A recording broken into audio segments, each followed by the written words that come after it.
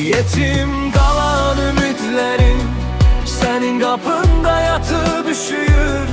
Gece gündüz eyni sual içimde, gelmeyene niye ürey döyünür? Yetim kalan ümitlerim adını pıçıldayıp sığınacak aktarır.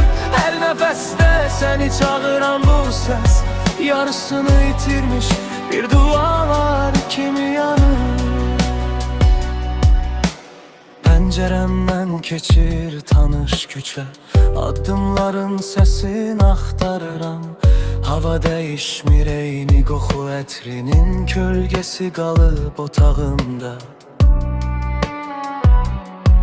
Telefonumda oxunmamış cümlə, danışarıq yazıb susmusan. Hər dəfə açıb yenə bağlayıram, cavabsız qalan illərim kimi. Yetim kalan ümitlerim senin kapında yatıp üşüyür. Gece gündüz eyni sual içimde, gelmeyene ürey döyünür. Yetim kalan ümitlerim adını pıçıldayıp sığınacak aktarır.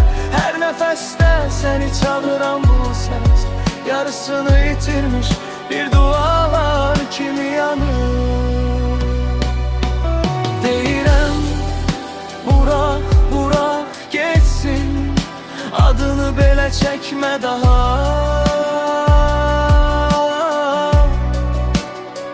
Amma gecələr qaranlıq olanda yenə sənin üçün saxlayıram sabaha.